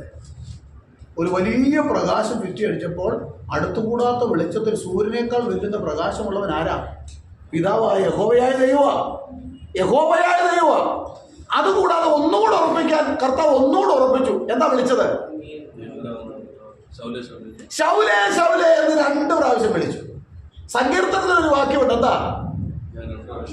ഞാൻ 2 വട്ടം, ഞാൻ യഹോവ എന്നെ, കർത്താവ് എന്നെ 1 വട്ടം എന്നെ വിളിച്ചു. ഞാൻ 2 വട്ടം കേട്ടിരിക്കുന്നു. ദൈവം വിളിച്ചാൽ 2 പ്രാവശ്യം നമ്മുടെ കാതുകളിൽ അത് വിടും. ശമൂവേലേ എന്ന് വിളിച്ചതേ ഉള്ളൂ. ശമൂവേലേ ശമൂവേലേ എന്ന് 3 പ്രാവശ്യം വിളിയുണ്ടായി അല്ലേ? ശമൂവേലേ ശമൂവേലേ, അബ്രഹാമേ അബ്രഹാമേ, മോശയെ മോശയെ. ശമൂവേലേ ശമൂവേലേ എന്ന് വിളിച്ച ആ ശബ്ദം ആർക്ക് പരിചയമുണ്ട്? ചരിത്രത്തിന്റെ വെളിച്ചത്തിൽ ശൗലിന് പരിചയമുണ്ട്. അതുപോലെ മോശയെ മോശയെ എന്ന് വിളിച്ച ശബ്ദം ഈ ന്യായപ്രമാണത്തെ കുറിച്ച് അറിയാവുന്ന പൗലോസിനറിയാം. അബ്രഹാമേ അബ്രഹാമേ എന്ന് വിളിച്ച ശബ്ദം പൗലോസിനറിയാം. അതേ വിളിയുടെ ശബ്ദം ഈ ദമസ്കോസിന്റെ പടിവാതിൽക്കൽ വെച്ച് തന്റെ കാതിൽ മുഴങ്ങിയപ്പോൾ താൻ താഴെ വീണു. കർത്താവേ, ഇത് നീ ആരാകുമെന്ന് കർത്താവ് എന്ന് ചോദിച്ചു. കാരണം കർത്താവ് പറഞ്ഞെന്തുവാ? നീ എന്നെ ഉപദ്രവിക്കുന്നത് എന്ത്? ഇവിടെ ആരെയും ഉപദ്രവിച്ചത്? കർത്താവിനെ ഉപദ്രവിച്ചോ? ഇല്ല. വ്യാജമൊക്കെ പറഞ്ഞു നടക്കുന്നു എന്ന് പറയുന്ന കുറച്ച് വിശ്വാസികൾ യേശുനാമക്കാരെ അവിടെ ഉപദ്രവിച്ചത് അല്ലേ? യേശുനാമക്കാരെ അവിടെ ഉപദ്രവിച്ചത്. യേശുനാമക്കാരെ ഉപദ്രവിച്ചത് യേശുവിനെ ചോദിച്ചത്, നീ എന്നെ എന്തിനാ ഉപദ്രവിക്കുന്നത്? യേശുനാമക്കാരെന്ന് പറഞ്ഞതിൻ്റെ അർത്ഥം എന്തുവാ? തല യേശുവും ശരീരം തൻ്റെ ശരീരവും തൻ്റെ സഭയുമാണ്. തൻ്റെ സഭയാകുന്ന ശരീരത്തിൽ ഒരുത്തം വന്ന് നമുക്കൊട്ടൊരൊറ്റ ഇടി ഇടിച്ചു. അപ്പോൾ തല ചോദിക്കുക, നീ എന്തിനാണ് എന്നെ ഇടിച്ചത്? അത് ഞാൻ നിന്നെ ഇടിച്ചില്ല, ഞാൻ ഇവിടെ അല്ലേ ഇടിച്ചു. നമ്മുടെ ശരീരത്തിൽ ഇടിച്ചിട്ട് അത് നമ്മളെ എന്നതാകുമോ? ഇതാണ് യേശു ചോദിച്ചത്. യേശുവിന്റെ ശരീരമാണ് അവന്റെ സഭ. അവന്റെ സഭയെ ഉപദ്രവിച്ചാൽ അവനാ വേദനിക്കുന്നു. ദൈവസഭ അവന്റെ കണ്ണിന്റെ കൃഷ്ണമണിയാണ്. അതുകൊണ്ട് നീ എന്നെ ഉപദ്രവിക്കുന്നത് എന്ന് ചോദിച്ചു. ഉടനെ തനിക്ക് വശം പറ്റി ഇതാരാണ്. അവൻ ഈ വെളിച്ചവും കണ്ട് ശൗലേ ശൗലേ എന്നുള്ള വിളികളെ കേട്ടപ്പോൾ ഒരു കാര്യം മനസ്സിലായി, ഇത് ഇടപെട്ടവൻ മുകളിലുള്ള പാർട്ടിയാണ്, സ്വർഗീയനാണ്, സൃഷ്ടിതാവായ ദൈവ താൻ ആരാധിക്കുന്നു എന്ന് പറയുന്ന ആരാധനയുടെ ആ യഥാർത്ഥമായിട്ടുള്ള സർവശക്തനായ ദൈവമാണെന്ന് മനസ്സിലായി. താൻ ചോദിച്ചതോ നീ ആരാകുന്നു എന്നല്ല ചോദിച്ചത്, പിന്നെയോ നീ ആരാകുന്നു കർത്താവ്. ശൗലിനെ പോലെയുള്ള ഒരു പരീശൻ, ശൗലിനെ പോലെയുള്ള ഒരു വേദപണ്ഡിതൻ കർത്താവ് എന്ന് ഒരുത്തനെ വിളിക്കുകയില്ല, യഹോവ എന്നാണ് ഒരുത്തനെ കർത്താവ് എന്ന് വിളിക്കുക. നീ ആരാകുന്നു ലോർഡ്, നീ ആരാകുന്നു യാവേ, നീ ആരാകുന്നു യഹോവ എന്നാ ചോദിച്ചത് മൂലഭാഷയിൽ. നീ ആരാകുന്നു യഹോവേ എന്ന് ചോദിച്ചപ്പോൾ എന്താ മറുപടി ഉണ്ടായത്? കർത്താവ് അവനോട് എന്ന് പറഞ്ഞാൽ യാഹ്വേ, യാവേ അവനോട്, Yahweh son I am Jesus. Who are you Yahweh, നീ ആരാകുന്നു യഹോവേ, ഹു ആർ യു യാവേ എന്ന് ശൗലി ചോദിച്ചപ്പോൾ യാവേ സൺ, യഹോവ സൺ ഐ ആം ജീസസ്. യഹോവ പറഞ്ഞു ഞാൻ യേശുവാകുന്നു. ഇനി ഇവിടുത്തെ ബെന്തക്കോസ്, കേരളത്തിലെ, ഇന്ത്യയിലെ, ലോകത്തിലെ ബെന്തക്കോസുകാര് എന്ന് മനസ്സിലാക്കി ആ ഏകദൈവം തന്നെയാണ് ജഡത്തിൽ വെളിപ്പെട്ട് വന്നവനെന്ന്. ഇതാണ് നമ്മുടെ സുവിശേഷം. ഈ സുവിശേഷത്തെ കുറിച്ചാണ് നമ്മൾ പ്രാരംഭത്തിൽ നമ്മുടെ ടിൻഡുവിനോട് കേട്ടത്. ഈ ക്രൂശിന്റെ വചനം നശിച്ചു പോകുന്നവർക്ക് മോക്ഷത്വം, രക്ഷിക്കപ്പെടുന്നവർക്ക് ദൈവശക്തിയാണ്. ഈ സുവിശേഷത്തെ കുറിച്ച് എനിക്ക് ലജ്ജയില്ല. അപ്പോ പിതാവും പുത്രനും രണ്ട് വ്യക്തികളല്ല, പരിശുദ്ധൻ തന്നെയാണ്. ആ പിതാവും പുത്രനും എന്ന് പറഞ്ഞാൽ, പുത്രൻ എന്ന് പറഞ്ഞാൽ അതിൻ്റെ ഒരർത്ഥം കുഞ്ഞാടെന്നാണ്, മറ്റൊരു അർത്ഥം വീണ്ടെടുപ്പുകാരനാണ്, മറ്റൊരു അർത്ഥം രക്ഷകനാണ്. ദൈവത്തിന്റെ രക്ഷണ്യ പദ്ധതിയും ദൈവവും രണ്ട് വ്യക്തികളല്ല. ദൈവത്തിന്റെ രക്ഷണ്യ പദ്ധതിയെ എടുത്തുകൊണ്ട് മറ്റൊരാളാണെന്ന് പറഞ്ഞ് പഠിപ്പിക്കുന്ന ആ വിഡ്ഢി ലോകത്തിൽ നിന്ന് വേർവിട്ടിരിക്കുന്ന എനിക്കും നിങ്ങൾക്കും ആവശ്യമാണ്. കാരണം യേശുവിനെ കർത്താവെന്ന് വായ് കൊണ്ട് ഏറ്റു പറഞ്ഞാൽ നീ രക്ഷിക്കപ്പെടുമെന്ന്. ഹല്ലേലൂയ. യേശുവിനെ കർത്താവെന്ന്, യേശുവിനെ യഹോവ എന്ന് ഏറ്റു പറയും. ഹല്ലേലൂയ. ദൈവത്തിന് സ്തോത്രം. വെളിപ്പാട് പുസ്തകം 22:16 വായിച്ചേ. യേശു എന്ന ഞാൻ സഭകൾക്ക് വേണ്ടി നിങ്ങളോട് ഇത് സാക്ഷീകരിക്കാൻ എന്റെ ദൂതനെ അയച്ചു. ഞാൻ ദാവീദിന്റെ പേര് വംശവും ശുഭ്രമായ ഉദയനക്ഷത്രവും. ദാവീദിന്റെ പേര് വംശം നമുക്കറിയാവുന്നതാ അല്ലേ? ഒരു വൃക്ഷത്തിന്റെ വേരെന്ന് പറഞ്ഞാൽ ഈ വേരിൽ നിന്നാണ് ഇതിന്റെ തടി ഉണ്ടാകുന്നത് അല്ലേ? ആ വൃക്ഷവും വൃക്ഷത്തിന്റെ വേരും രണ്ടല്ല, ആണോ? ഈ വൃക്ഷത്തിന്റെ വേരിൽ നിന്ന് തന്നെ മുളച്ചു വന്നതാണ് ഈ തടി, അതിന്റെ കൊമ്പുകൾ. അവിടെ പറയുന്ന പരിശുദ്ധാത്മാവ് നമ്മളെ വിളിച്ച് എടുത്ത് കാണിക്കുന്നതോ ഞാൻ ദാവീദിന്റെ വേരാണെന്ന് പറഞ്ഞാൽ അതിന്റെ അർത്ഥം എന്തുവാ? ദാവീദിനെ ഇങ്ങോട്ട് മുളപ്പിച്ചു കൊണ്ടുവന്ന പിതാവാണ് ഞാൻ. ദാവീദിന്റെ പിതാവും പിന്നെ വംശം എന്ന് പറഞ്ഞാൽ എന്തുവാ?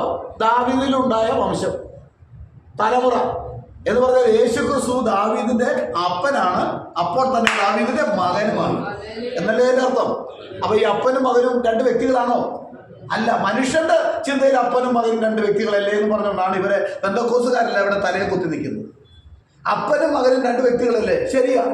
അപ്പന് തന്നെ തന്റെ മകനാകാൻ കഴിയുമോ? മകന് തന്നെ തന്റെ അപ്പനാകാൻ കഴിയുമോ? ഇല്ല. അത് തന്നെ നമ്മൾ സമ്മതിച്ചു കൊടുക്കണം. കഴിയില്ല. മനുഷ്യന് കഴിയില്ല. മനുഷ്യനാൽ അസാധ്യമായിട്ടുള്ളതെല്ലാം നമ്മുടെ ദൈവത്തിന് കഴിയും. ദൈവത്തിന് തന്നെ തന്റെ മകനായിട്ട് വരാൻ കഴിയും. ഹല്ലേലൂയ.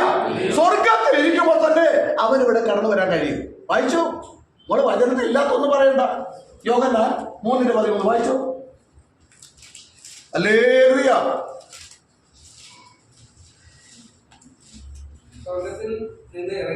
സ്വർഗത്തിൽ നിന്ന് ഇറങ്ങി വന്നവനായി.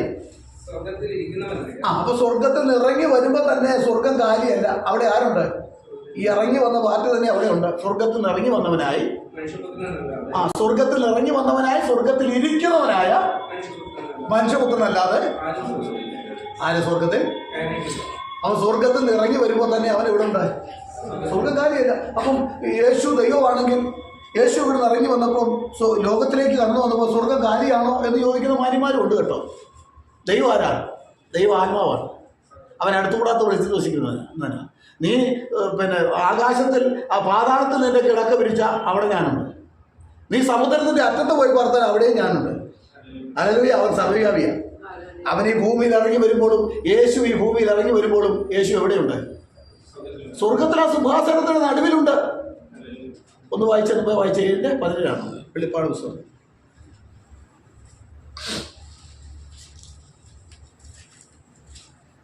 സിംഹാസനത്തിന്റെ മധ്യയുള്ള കുഞ്ഞാട്, സിംഹാസനത്തിന്റെ മധ്യയുള്ള കുഞ്ഞാട് അവരെ മേയിച്ച്. അവൻ സിംഹാസനത്തിന്റെ നടുവിൽ ആരായിരിക്കുന്നത്?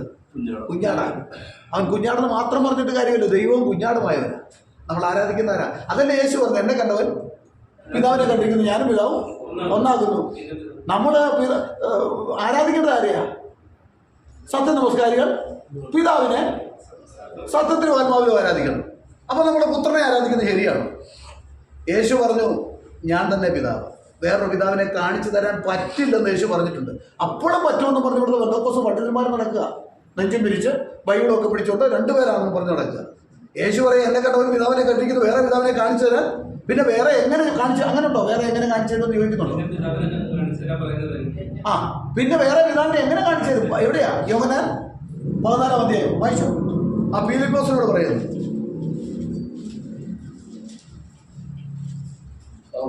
ഞാൻ ഇത്ര കാലം നിങ്ങളോട് കൂടെ ഇരുന്നിട്ടും നീ എന്നെ അറിയുന്നില്ലയോ ഫിലിപ്പോസേ?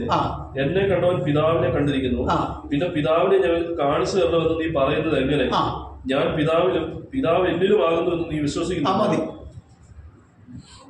ഫിലിപ്പോസിന്റെ പോസൊക്കെ കണ്ടാൽ തോന്നും എല്ലാം ഭയങ്കര വണ്ടിയാണ്, പക്ഷെ ഒരു ചുറ്റും അറിയത്തില്ല. ഫിലിപ്പോസ് എന്താ പറഞ്ഞത്? പിതാവിനെ ഞങ്ങൾക്ക് കാണിച്ചു തരണം, എന്നാ ഞങ്ങൾക്ക് മതി. ഫിലിപ്പോസിനെ കാണിച്ചു തരണം എന്ന് യേശു എന്താ പറഞ്ഞത്? ഇന്നത്തെ തൃത്വ ബന്ധക്കോസുകാരുടെ അഭിപ്രായ പ്രകാരം പിതാവിനെ കാണിച്ചു തരാൻ പറയുമ്പോൾ എന്ത് പറയണം? തൃത്വക്കാരുടെ അഭിപ്രായ പ്രകാരം എന്ത് പറയണം?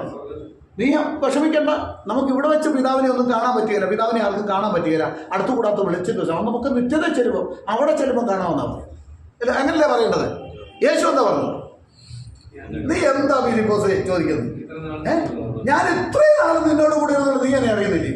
പിതാവിനെ കാണിച്ചു തരാൻ പറഞ്ഞപ്പോൾ നീ എന്നെ അറിയുന്നില്ലയോ? അതിന് തൃത്തക്കാർ കണ്ടുപിടിച്ചിരിക്കുന്ന ഒരു തന്ത്രമുണ്ട് കേട്ടോ. അതാണ് പിശാചിന്റെ കൊടും തന്ത്രം എന്ന് പറയും. എന്താ കണ്ടുപിടിച്ചിരിക്കുന്നത് എന്ന് പറഞ്ഞാൽ, ഒരു ഭാര്യയും ഭർത്താവും 2 പേരല്ലേ? ബൈബിൾ എന്താ പറയുന്നത്?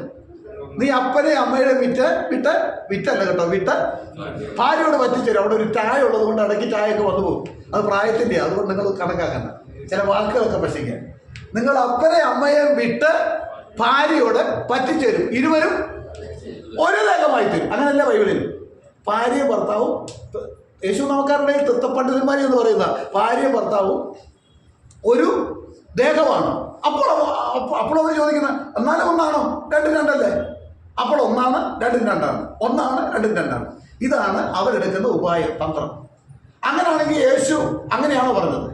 പിതാവിനെ കാണിച്ചു തന്നെന്ന് പറഞ്ഞപ്പോൾ യേശു പറഞ്ഞതെന്തുവാ?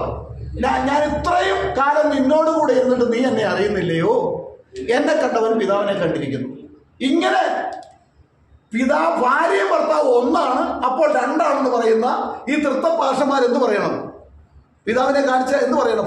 ഞാൻ ഭാര്യ കണ്ടിട്ടില്ലല്ലോ, പിന്നെ തോമാച്ച ഭാര്യ കണ്ടിട്ടില്ല, മർക്കോസ് ലൂക്കോസ് ഭാര്യ കണ്ടിട്ടില്ല, ഒന്ന് കാണിച്ചു തരണമെന്ന് പറയുമ്പോൾ ഇവരെന്താ പറയേണ്ടത്? ഞാനിവിടെ നേരെ ഇവിടെ നിൽക്കുമ്പോൾ നിങ്ങൾ ഭാര്യ കാണിച്ചു തന്നത്, ഞാൻ ഭാര്യ ഒന്നാമത്, എന്നെ കണ്ടവൻ ഭാര്യ കണ്ടിരിക്കുന്നത് എന്നെ കണ്ടിരിക്കുന്നു. ഇങ്ങനെ പറയാൻ ഈ മാന്യന്മാർക്ക് പറ്റുമോ? ഇല്ല. തൃത്വവും ത്രിയേകവും പിശാചിന്റെ വലിയ കൊടുംചതിവാണ്. സത്യദൈവത്തിലേക്ക് നമ്മളെ കടത്തിവിടുവാൻ തടസ്സകരമായി ലോകത്തെ ചുറ്റിയിരിക്കുന്ന പിശാചുകളെ ചുറ്റിയിരിക്കുന്ന ഒരു അന്ധകാര ശക്തിയാണ് ഈ ലോകത്തിന്റെ ദൈവം എന്ന് പറയും. ഈ ലോകത്തിന്റെ ദൈവം അവിശ്വാസികളുടെ മനസ്സിനെ ഉണ്ടാക്കിയിരിക്കും. വലിയ കഷ്ടമാണ് കേട്ടോ, വലിയ കഷ്ടമാണ്. ഹല്ലേലൂയ. ഉൽപ്പത്തി മുതൽ വെളിപ്പാട് വരെ പുസ്തകം തുറന്നു നോക്കിയാൽ നമുക്ക് ഒരൊറ്റ ദൈവത്തെ കാണാൻ പറ്റുകയുള്ളൂ, അത് കർത്താവായ യേശുവാണ്.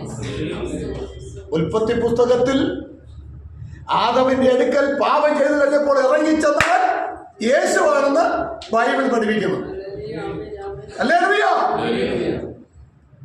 അതുപോലെ അബ്രഹാം മമ്രയുടെ തോപ്പിലിരിക്കുമ്പോൾ 3 പുരുഷന്മാർ കടന്നു വന്നു. അതിൽ 2 പേര് ദൈവത്തിന്റെ ദൂതന്മാരും ഒരുവൻ യഹോവയുമായിരുന്നു. വേണമെങ്കിൽ ഒന്ന് വായിച്ചു. ഉൽപ്പത്തി 18-ാം അധ്യായത്തിൽ 1-ാം വാക്യം. അനന്തരം യഹോവ അവന് മമ്രയുടെ തോപ്പിൽ വെച്ച് പ്രത്യക്ഷമായി വെയിലുറച്ചപ്പോൾ അവൻ തലമൊക്കി നോക്കുക. ഈ തലമൊക്കി നോക്കുക എന്ന് പറഞ്ഞാൽ ഭയങ്കര അർത്ഥം കേട്ടോ. നമ്മൾ കാണുന്ന അങ്ങ് നോക്കുകയല്ല, തലമൊക്കി നോക്കണം, വിദൂരതയെ നോക്കണം. അവൻ തലപൊക്കി. അബ്രഹാമിനോട് ദൈവം വിളിച്ചവൻ പറഞ്ഞിട്ടോ നീ തലപൊക്കി നോക്കണം എന്ന് പറഞ്ഞിട്ടുണ്ട്. അവൻ പിന്നെ തലപൊക്കി തന്നെ നോക്കിക്കൊണ്ടിരുന്നു. അബ്രഹാം തലപൊക്കി നോക്കിയപ്പോൾ 3 പുരുഷന്മാർ തന്റെ നേരെ നിൽക്കുന്നത് കണ്ടു. 1 പിതാവ്, 2 പുത്രൻ, 3 പരിശുദ്ധാത്മാവ്. അങ്ങനെയാണോ? വായിച്ചു. അവരെ കണ്ടപ്പോൾ അവൻ കൂടാരവാതിൽക്കൽ നിന്ന് അവരെ എതിരേൽക്കാൻ ഓടിച്ചെന്ന് നിലം വരെ കുനിഞ്ഞു. യജമാനനെ 3 പേരെ കണ്ടിട്ടും അബ്രഹാം വിളിച്ചതാരാ? എങ്ങനെയാ? യജമാനെ. കാരണം അബ്രഹാമിന് മനസ്സിലായി ഇത് ആരാണെന്ന് മനസ്സിലായി, ആരുടെ വരവാണെന്ന് മനസ്സിലായി, വ്യക്തമായി വെളിപ്പാട് കിട്ടി. യജമാനെ എന്ന് വിളിച്ചു. 3 പേരുണ്ടായിരുന്നു. ഈ 3 പേര് അബ്രഹാമായിട്ട് അതിൽ യഹോവയായ ദൈവം സംസാരിക്കുന്നു. അതിന്റെ 22-ാം വാക്യം വായിച്ചു. പെട്ടെന്ന് അങ്ങ് പറഞ്ഞു വിടുക, സമയം മുൻപോട്ട് പോയി. അങ്ങനെ ആ പുരുഷന്മാർ അവിടെ നിന്ന് തിരിഞ്ഞു. അപ്പൊ പുരുഷന്മാർ തിരിഞ്ഞു സോദോമിലേക്ക് പോയി. പിന്നെ ഒരു കാര്യം മനസ്സിലായി, ആ 3 പേരിൽ ഒരാൾ ആരായിരുന്നു? യഹോവയായിരുന്നു. അബ്രഹാം യഹോവയുടെ സന്നിധിയിൽ തന്നെ നിന്നു. ഇനി 2 പേര് സോദോമിലേക്ക് പോയി. ആ 2 പേര് ആരാണെന്ന് 19 ഒന്ന് വായിച്ചേ. അപ്പൊ ആ 2 പുരുഷന്മാർ, അവർ 2 പേര് ദൂതന്മാരായിരുന്നു. 2 ദൂതന്മാർ വൈകുന്നേരത്ത് സോദോമിലെത്തി. മതി. അപ്പൊ ഇവര് പിതാവ്, പുത്രൻ, പരിശുദ്ധാത്മാവൊന്നും അല്ല, ആണോ? യഹോവയായ ദൈവവും 2 ദൂതന്മാരുമായിരുന്നു. അല്ലേ? ഇത് യേശു ഇതിനെക്കുറിച്ച് പറയുന്നുണ്ട്. അല്ലേ? യേശു എന്താ പറഞ്ഞത്? ഈ പരീക്ഷന്മാരുമായിട്ടുള്ള സംഭാഷണത്തിൽ വായിക്കണ്ട, 8-ാം അധ്യായത്തിലാണ്. വായിക്കണ്ട കേട്ടോ, ഇപ്പം വായിക്കാൻ സമയമില്ല, കുറച്ച് മുൻപോട്ട് പോയി. അപ്പോൾ 8-ാം അധ്യായത്തിൽ പറയുന്നതുവാ, പരീക്ഷന്മാരെല്ലാം ചോദിച്ചു, നീ ഞങ്ങളുടെ പിതാവായ അബ്രഹാമിനെ കണ്ടിട്ടുണ്ടോ? നിനക്ക് 50 വയസ്സായിട്ടില്ലല്ലോ, പിന്നെ നീ എങ്ങനെ അബ്രഹാം? പറഞ്ഞു, അബ്രഹാം ജനിക്കുന്നതിന് മുമ്പേ ഞാനുണ്ട്. അബ്രഹാം എൻ്റെ ദിവസം കാണും എന്നുള്ളത് കൊണ്ട് ഉല്ലസിച്ച് സന്തോഷിച്ചു. അവൻ കണ്ടു. ഏത് സംഭവമാണ്? ഈ മമ്രയുടെ തോപ്പിലേക്ക് യേശു ക്രിസ്തു കടന്നു ചെന്നതിനെ കുറിച്ചാണ്. അബ്രഹാം ആര് വരുന്നത് കാണുമെന്നാണ്? മശിയാഹ്. യഹോവ അബ്രഹാമിന്റെ അടുക്കൽ കടന്നു വരുന്നത് കാണും. അതിനുവേണ്ടിയാണ് അവൻ ഈ മമ്രയുടെ തോപ്പിൽ അവന്റെ എപ്പോഴുമുള്ള നോട്ടം എന്തായിരുന്നു? ദൈവ സാന്നിധ്യത്തിന് വേണ്ടിയായിരുന്നു. അവൻ വളരെ ദീർഘവീക്ഷണത്തോടെ നോക്കുകയാണ്. നോക്കിയപ്പോൾ കടന്നു വന്നു. അബ്രഹാം എൻ്റെ ദിവസം കാണുമെന്നുള്ളത് കൊണ്ട് ഉല്ലസിച്ചു. അവൻ കണ്ടുമിരിക്കുന്നു എന്നാണ്. അവർക്ക് അരിശം വന്നില്ലേ? യേശു ക്രിസ്തുവിനെ കല്ലെറിയാനായിട്ട് പലപ്പോഴും ഒരുങ്ങിയ സംഭവം നമുക്കറിയാം. ഒരിക്കൽ അവൻ ദൈവപുത്രൻ എന്ന് പറഞ്ഞു. ദൈവപുത്രൻ എന്ന് പറഞ്ഞ അതിന്റെ അർത്ഥം ദൈവം തന്നെ പുത്രത്വം എടുത്ത് വന്നവൻ എന്നാണ്. ഉടനെ അവന് കല്ലെടുത്തു. ഉടനെ യേശു ചോദിച്ചു, നിങ്ങൾ എന്നെ എന്തിനു വേണ്ടി എറിയാൻ കല്ലെടുത്തു എന്ന് ചോദിച്ചപ്പോൾ എന്താ പറഞ്ഞത്? നീ മനുഷ്യനായിരിക്കെ നിന്നെ തന്നെ ദൈവമാക്കി. അപ്പൊ ദൈവപുത്രൻ എന്ന് പറഞ്ഞ അതിന്റെ അർത്ഥം ദൈവം തന്നെയാണ്. ഹല്ലേലൂയ. അബ്രഹാം ആ മമ്രയുടെ തോപ്പിൽ ഇരിക്കുമ്പോൾ അവിടെ കടന്നു ചെന്ന ആ യഹോവ ആരായിരുന്നു എന്നാ യേശു പറയുന്നത്? അത് ഞാനായിരുന്നു. ഹല്ലേലൂയ. ദൈവമക്കളെ, നാം വിഡ്ഢിത്തത്തിന്റെ, ഭോഷത്വത്തിന്റെ ബാബിലോണിൽ നിന്ന് ഒരു കൊലപാതകനായിരിക്കുന്ന കുസ്തന്തീനോസ് കൊണ്ടുവന്ന തൃത്വം വിശ്വസിക്കുന്നവരല്ല, ത്രിയേകം വിശ്വസിക്കുന്നവരല്ല. അത് നമുക്ക് വേണ്ട.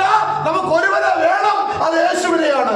യേശുവിന് വേണ്ടി സമർപ്പിക്കപ്പെട്ട യേശുവിന്റെ മക്കളിലേക്ക് നമ്മെ ഏൽപ്പിച്ചു കൊടുക്കുന്നവരായി നമ്മളായിരിക്കും. ഹല്ലേലൂയ. യേശുവിൻ നാമം മനോഹരം, ഹായത്ര മാധുര്യം. വിണ്ണിന്നു താഴെ മണ്ണിന്നു മീതെ വേറൊരു നാമമില്ല. വിണ്ണിന്നു താഴെ മണ്ണിന്നു മീതെ വേറൊരു നാമമില്ല. ഹല്ലേലൂയ. അപ്പോൾ പഴയ നിയമത്തിൽ വെളിപ്പെട്ടതെല്ലാം യേശു ക്രിസ്തുവിൻ്റെ സർവശക്തനായ ദൈവത്തിൻ്റെ താൽക്കാലിക പ്രത്യക്ഷത, അവൻ്റെ ഒടുവിലത്തെ പ്രത്യക്ഷത യേശുവാണ്. അല്ലേ? ദൈവത്തിൻ്റെ സർവ്വസമ്പൂർണതയും ദേഹരവുമായി യേശുവിൽ വസിക്കുന്നത്. അവൻ അടുത്തുകൂടാത്ത വെളിച്ചത്തിൽ വസിക്കുന്ന ദൈവത്തിൻ്റെ അദൃശ്യനായ ദൈവത്തിന്റെ ദൃശ്യമായ രൂപമാണ് യേശു. അങ്ങനെ ബൈബിളിലെ കൊലോസ്യർ നമ്മൾ വായിക്കുമ്പോൾ അദൃശ്യനായ ദൈവത്തിന്റെ ദൃശ്യരൂപം. അദൃശ്യനായ ദൈവത്തെ അന്നും ഇന്നും കാണണമെങ്കിൽ ആരെ നോക്കണം? യേശുവിനെ നോക്കണം. ദൈവത്തിന്റെ ഒരു ഫോട്ടോ എടുത്താൽ, ക്യാമറയ്ക്കകത്ത് ഫോട്ടോ എടുത്താൽ തെളിഞ്ഞു വരുന്ന ആരായിരിക്കും? യേശുവിനെ ആയിരിക്കും. ഹല്ലേലൂയ. നമ്മൾ അത്ര ഭാഗ്യമുള്ളവരാണ്. ഹല്ലേലൂയ. ദൈവത്തിന് സ്തോത്രം. നമുക്കറിയാം യെശയ്യാപ്രവചനം 6-ാം അധ്യായത്തിൽ പറയുന്നത് എന്താ? ഉസ്സിയ രാജാവ് മരിച്ച ആണ്ടിൽ കർത്താവ് ഉയർന്നു പൊങ്ങിയുള്ള സിംഹാസനത്തിൽ ഇരിക്കുന്നത് ഞാൻ കണ്ടു. യേശു പറയാ, ആ ഉസ്സിയ രാജാവ് മരിച്ച ആണ്ടിൽ ഉയർന്നു പൊങ്ങി വീഴുന്ന ഇരിക്കുന്ന കർത്താവ് ഞാനായിരുന്നു. എവിടെ വായിക്കാൻ കഴിയും? യോഹന്നാൻ 12-ാം അധ്യായത്തിൽ. ഹല്ലേലൂയ. അത് യേശുവായിരുന്നു പറയും. അപ്പോൾ ഉൽപ്പത്തി മുതൽ വെളിപ്പാട് വരെ നമ്മൾ കടഞ്ഞെടുത്താൽ കിട്ടുന്ന ഒരേ ഒരു ദൈവം, നാം ആരാധിക്കുന്ന, നമുക്ക് വേണ്ടി ജീവൻ ബലിയർപ്പിച്ച, അവൻ കുഞ്ഞാടായി കടന്നു വന്ന് നമുക്ക് വേണ്ടി ജീവൻ ബലിയർപ്പിച്ച നമ്മുടെ യേശുവിനെ മാത്രമാണ്. ഹല്ലേലൂയ. ഇവനെ അറിയുവാനുള്ള ഭാഗ്യം തന്നത്. അതുകൊണ്ടല്ലേ പൗലോസ് പറഞ്ഞത്, അവരാരും അറിഞ്ഞില്ല, അറിഞ്ഞിരുന്നെങ്കിൽ തേജസ്സിന്റെ കർത്താവിനെ ക്രൂശിക്കുകയില്ലായിരുന്നു, തേജസ്സിന്റെ യഹോവയെ ക്രൂശിക്കുകയില്ലായിരുന്നു. വലിയ ഭാഗ്യവതിയിലാണ് നമ്മൾ ഭാഗ്യമുള്ളവരാണെന്നേ. ഇനി ആരും വഷളായി പോകരുത്, ആരും തെറ്റിപ്പോകരുത്, ആരെയും ദുഷ്ടം ചതിക്കരുത്. അല്ലെങ്കിൽ തത്വജ്ഞാനവും വെറും വഞ്ചനയും കൊണ്ട് ആരും നിങ്ങളെ വഞ്ചിക്കരുത്, വശീകരിക്കരുത്, ചതിക്കരുത്. ഏകദൈവത്തിന് വേണ്ടി തന്നെ നിന്നോ. ഏകദൈവത്തെ ഉയർത്തിക്കൊണ്ട്. അതാണ് നമ്മുടെ യേശു. ഹല്ലേലൂയ. യേശുവിന്റെ വചനങ്ങളാൽ എല്ലാവരെയും അനുകരിക്കേണ്ട ഈ അവസരം